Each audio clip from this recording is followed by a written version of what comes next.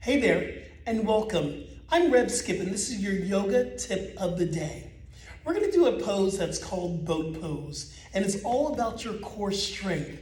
I'm giving you a side view, but you can do it straight on to your phone or to your computer or however you're viewing this. Just find a place where you can see me.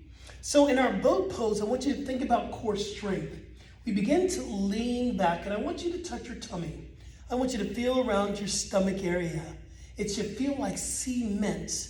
I want you to lift the heart, shoulders are down, and option, you can begin to lift your heels off the floor and toes.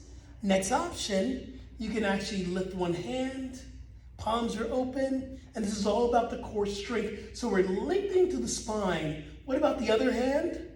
And if you want to, you can begin possibly maybe lifting a toe up off the floor and the other toe.